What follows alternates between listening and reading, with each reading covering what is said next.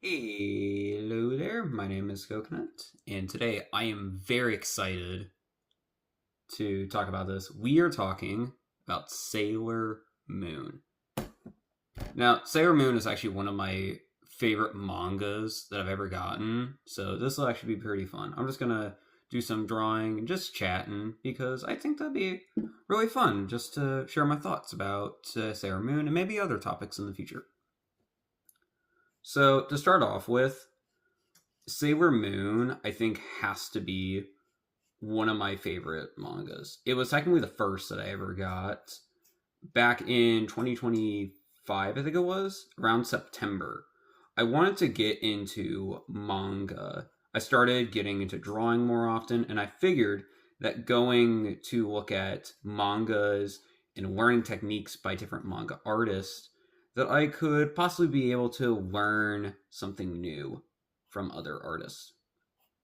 And I learned about something called box sets. And what a box set is basically you have a collection of the mangas all together, and you are able to better collect them and be able to better read them as you like have them all grouped together. And sometimes, depending on which ones you get, you could also get like a little goodie, maybe like some little posters, maybe a some little postcards. I think it's pretty interesting. And Sailor Moon came to my attention as I was looking at the Barnes and Noble store. I originally wanted to get One Punch Man, especially since the third season was just really bad at the time.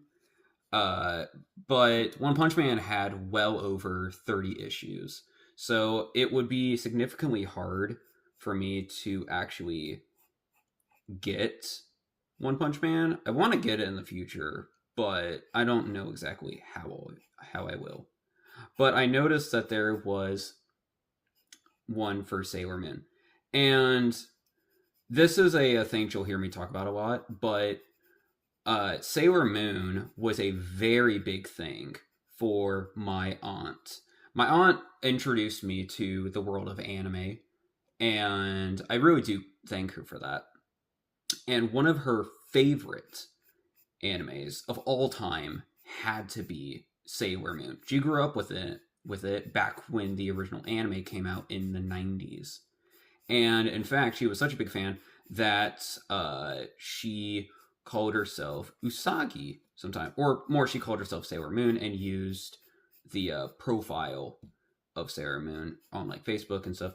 And so for this video, I'll just call her Usagi because I don't want to say what her actual name is. Um, but uh, I commonly tell her that she is the reason why I started watching and reading Sailor Moon. Because, as a bit of background, uh, I once I graduated high school, I went to visit my cousins and my grandpa, and they're also very big anime fans. And I was able to stay there for about 3 or so weeks.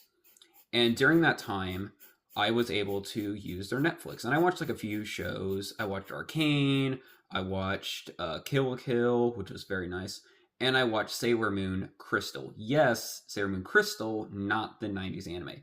And that is specifically because the '90s anime is just that long. It is ridiculously long, and I just find it really funny.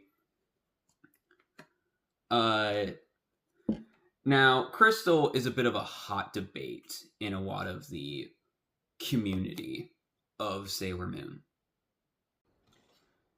Sailor Moon Crystal is not really liked that much. I mean, it kind of is. It has its fan base, but Sailor Moon Crystal was made at a time when the people were actually really excited of the anime uh, getting like a new version.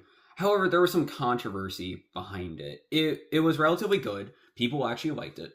But one thing that like some people mentioned that they didn't quite like that much was the transformations. Transformations of Sailor Moon are very well beloved. They were very revolutionary during their time. And a lot of people were actually very upset at how the transformations were. At the time, I didn't mind it that much. I've watched a few female shows before. I watched I can't remember what its name was, but it was basically like a few magical girl animes that exist, and in those they have like transformations. And for those who don't know what a magical girl transformation is, basically it is where someone calls upon the power that they have in for Sailor Moon. It's the planets or the moon, and they raise up their hand. They shout, but they shout, for example, Pluto planet power, make up, and then they would go into a transformation sequence. It was beautiful, though some of them more beautiful than others, and it was really nice. But a lot of people were not that happy with the way that they were done in Crystal because they used 3D models. Now, 3D models are actually pretty good, honestly. There's some pretty good 3D models in the world. However, the ones that were used for the show, a lot of people felt that they were very spindly, that they didn't really look that great. Personally, I think that they looked good when I first saw it. I will say now I don't think that they are as good, though I do have a bias towards one of them, which is Sailor Jupiter. But that's also because Jupiter has a thing where like thunder cracks as she transforms, and like I can't. It's that's way too good. She waves up her Jupiter transformation stick, and just thunder crackles against it. That's so good. Uh, but going into Scouts, I do want to say that a common question that I've constantly been asked, and I've heard other people get asked, is that if you were into Sailor Moon, who is your favorite Sailor Scout or favorite character? Now, of course, there is usually like the most common question. There's the most common answers, which is, of course, like Sailor Moon or Tuxedo Mask. Those ones are very common. Usagi Tsukino is such an inspiration for young girls. And so I totally understand why people would choose her. You know, she loved video games and manga. She didn't have the best grades, but she was trying. And she looked up to someone named Sailor V. And it's like, come on, we all did that. I'm pretty sure every girl looked at someone. And so Sailor Moon was kind of that idol for girls. A person that didn't think that she had the power and then ended up like somehow even saving the universe. Like, who would not love a role model like that? But when it comes to uh my favorite Sailor Scout, I will actually personally say I feel like mine is very underrated. My personal favorite, as you could probably tell by the staff that I'm drawing, is Sailor Pluto. And one thing I just want to get out of the way real fast. I am well aware of the fact that Pluto is not considered a planet anymore. I just find that really funny because Pluto became one of my favorite characters in Sailor Moon because of just how amazing her story is with Chibiusa. And I won't go into too much detail because technically it could be considered a spoiler. So like if you haven't watched it, I don't want to like spoil too much for it. But to put it basically, um Sailor Pluto really loved Chibiusa, which is Usagi and Tuxedo Mask's daughter. And there was something where Pluto had to make a very big choice, and it caused a something to happen that ended up hurting Sailor Pluto very, very badly. And it was because she made a choice that like had a consequence. She was told to not stop time as it was a taboo, and she had to suffer a consequence because she ended up stopping time in order to stop like a giant explosion from happening, because the past and future silver crystals in the second arc of Sailor Moon, the time travel arc, were going to be collided. And she was like, I can't stand by and watch this. And so she ended up sacrificing herself to save the world. And the consequence of that was, a very big thing. And when I watched that, there were shown a lot of scenes of how much Chibiusa meant to Sailor Pluto. And Sailor Pluto actually called her small lady. And just seeing all of that, like, I teared up reading it, watching the episode of it. It made me cry. And when I saw Sailor Pluto return for the third arc, I was really happy. I honestly was scared that she wouldn't. And I do have some questions as to how she was brought back. Don't worry. I'll talk a bit more about it if once I finish the manga. I haven't finished it yet, but I only have like 2 more arcs to go. It's only 4 more books, so I should be able to do it relatively soon. But Pluto is my favorite character, and I'd love to see more of what she does in like later volumes. I think that'd be amazing. But another character that I also like is Sailor Jupiter. And Sailor Jupiter is interesting because instead of her backstory or powers per se, I mostly like Sailor Jupiter because in my opinion, I feel like she is the person that I would want to be with, like in real life. You know, like a lot of people say, like they have someone that there's like, oh, I would love if like my boyfriend or girlfriend was like this. That's how I feel with Sailor Jupiter. Sailor Jupiter is, in my opinion, just like the ideal person, someone who wants to just sit down with someone in life, be able to relax. She's like a very like tough person. She's practically the brawn of the team, though some people will say that's more Sailor Mars. But despite her being like the tough girl, Jupiter is a florist at heart and a really good cook, and she just wants to spend time with a guy. That's all that she wants. And I read that and I was like, man, you go, girl. You find that man. You find that man. And I just love it. I love that.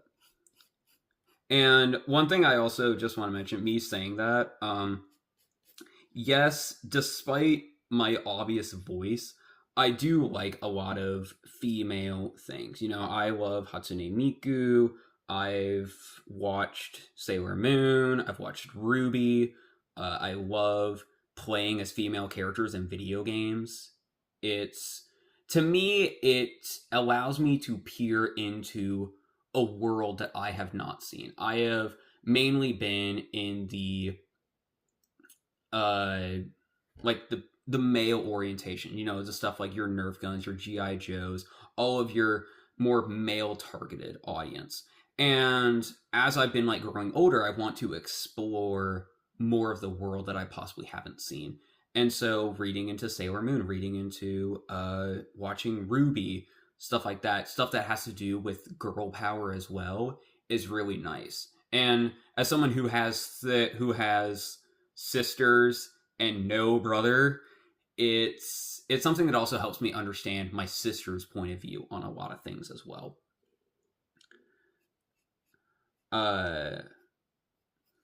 But yeah, that's my opinion on that. I want to explore like a lot of stuff, and I think it would be really cool to understand the viewpoint of a lot of these things. Like I want to know like why is it that these characters are so beloved? And Sailor Moon, I completely now understand why people love Sailor Moon. She's a role model. She's very powerful, and she's a goofy little character. I love the goofballs. I mean, just look at my character. He's a little goofy guy.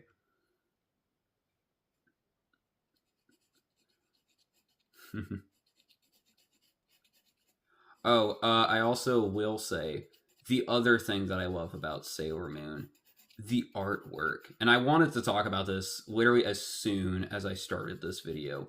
Naoko Takeuchi is, without a doubt, ever since I read one of her mangas, my favorite artist. I have been very interested in the world of manga for a while. I'm very impressed by a lot of artists. one of my personal favorite manga artists, it has to be the mangaka for uh, Demon Slayer. The way that they are able to show both humor but also just pure art in the sword forms, in like a lot of the combat, but also in a lot of the comedy scenes. It's really cool. I love it. And Naoko Takeuchi showed me the power of environments. Now, I think I could probably show some artwork. I think I can show it. I have the manga right here with me.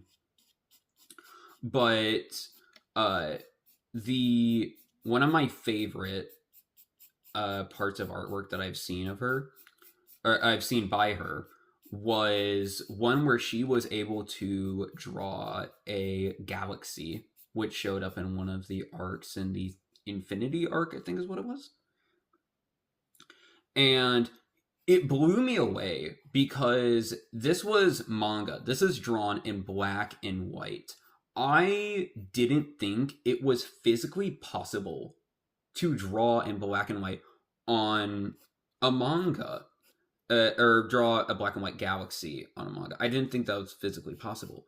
And so seeing how she did it was it was incredible. Like I practically had no words because I was just that starstruck by it. It blew my mind to see that someone could actually do that, because space is black, space is dark, and so to be able to show light, you would basically have to draw the entire thing black and then somehow put in gray and white. And the fact that she was able to do it and show dimension to the galaxy, it impressed me beyond a degree. And so, that it just made me so happy to see that. And on top of that, the way that Naoko is able to switch from her serious drawing to her more funny drawings is pretty cool. I like that personally.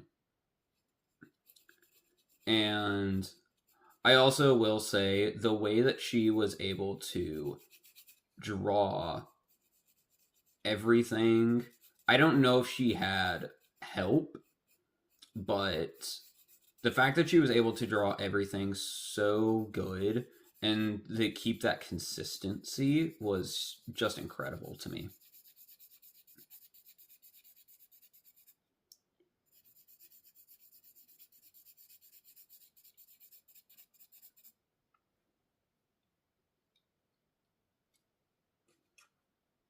Well, so let me pause for a bit. I want to just like see if I can show you guys an example of one of the ways that she has like very beautiful artwork. Da, da, da. Oh, here we go. So this is now this is one of the ones with the bent spine, I will add, but here is the transformation sequence. And to me, this right here is gorgeous. All of this is pretty. How she has all the detailing, the face, the shocked expression so well, and how she added like these little like panel lines to make them look like curtains as well. It's so beautiful. And also, for anyone curious, these are what all of the characters look like. So this is Jupiter, Neptune, Uranus, Pluto, Mars, Mercury, Chibiusa, Saturn, Venus, and Sailor Moon.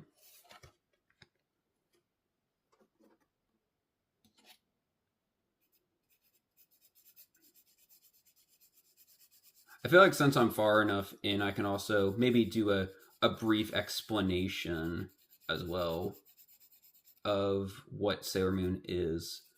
To put it simply, Sailor Moon is basically the story of Usagi, who gets tasked by Luna, this little cat you can see right there, and she's like told to help find a princess of something called the Silver Millennium, which was basically the fact that the moon had a kingdom on it. That's why you could see this right here. And she just has to become Sailor Moon. And to find the princess and her magical MacGuffin or Deus Ex Machina, whatever you want to call it, called the Legendary Silver Crystal.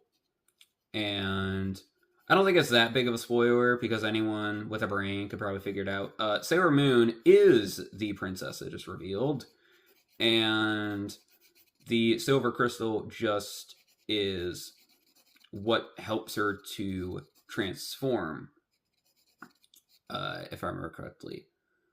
And it's like later revealed throughout all of the manga how she is able to use the Silver Crystal.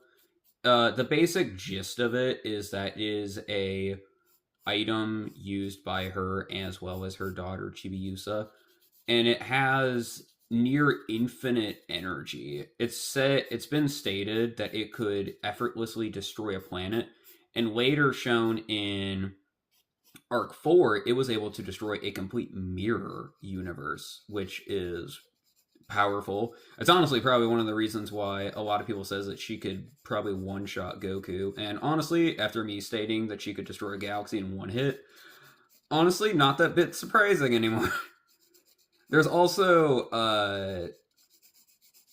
other guardians. They are like her bodyguards, I think. In the past life, they were like the guards of the princess, whose name was Princess Serenity. That was Sailor Moon's original name, and they are later like reincarnated. That's one of the powers of the Silver Crystal. It can reincarnate. It has a lot of healing powers, and you get to see that throughout all the series.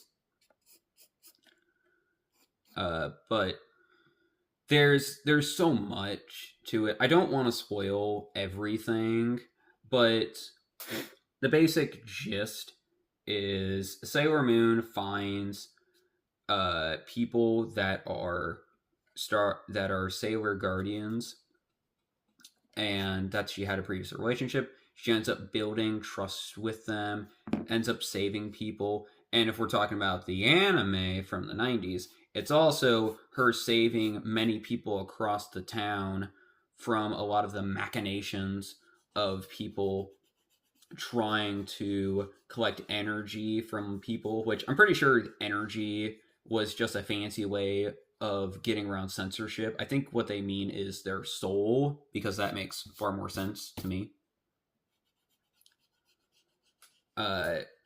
But there's also, I will say, in the manga, they also do have some side stories.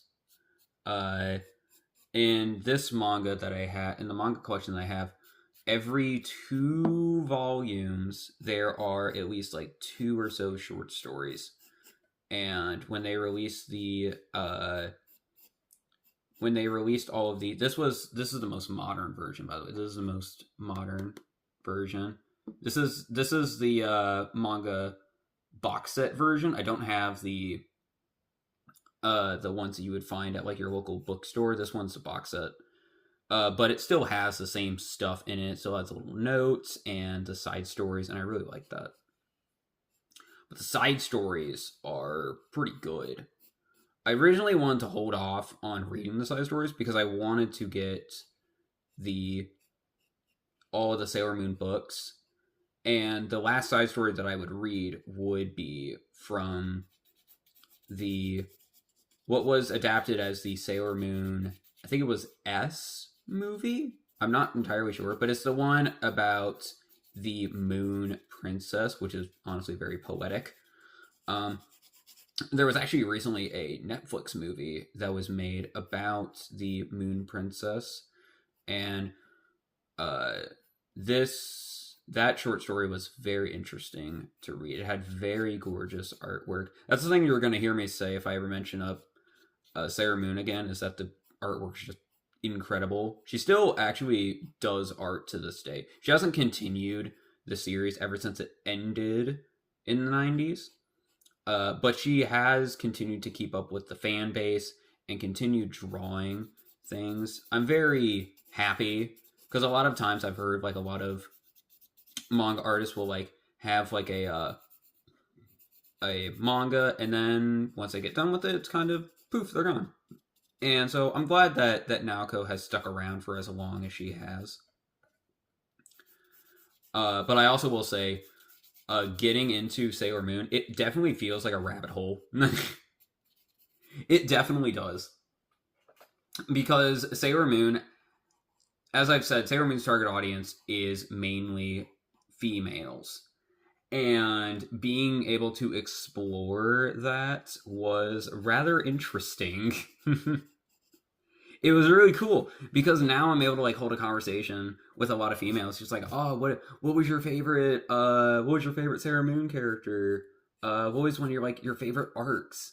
And I always have to tell them that sadly I haven't finished reading manga or watched the anime because like the anime is long. It's like 200 episodes.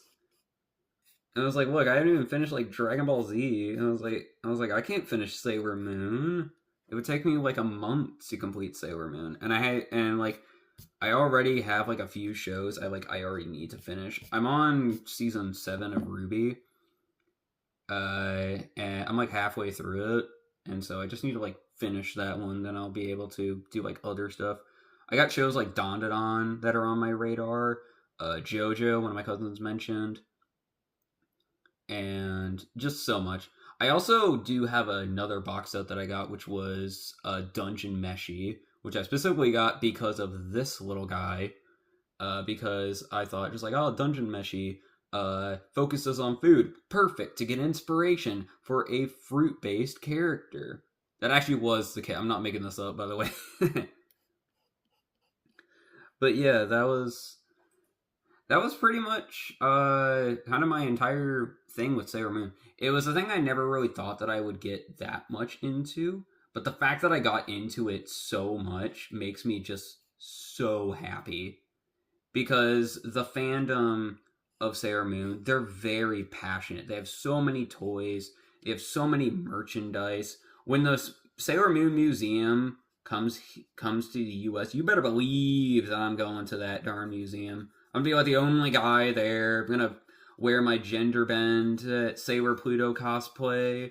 And I'm gonna have my sister and my cousins with me, and we're gonna all be happy campers. I'm gonna love it. Yeah, that is the thing. I want to get into cosplay, and I've told my sister several times, just like we're doing Sailor Pluto. We have to. We're doing Maka. We're doing Sailor Pluto. We're doing Miku. That's how it rolls. We got to do it. But I think that's about it. I love Sailor Moon, and I'm hopeful that I can eventually finish it. And once I do, I'll do a video talking about my thoughts about the story of Sailor Moon. I really do think that story of Sailor Moon is amazing. I just haven't fully finished it yet because I would love to get on topic of characters like Galaxia, talking about the different actual Star Guardians that are across the entire galaxy. There aren't just ones in the solar system. That really blew my mind. But that's going to be for another day. So, hey, thanks for sticking around. And hey, I hope to see you next time. See you later.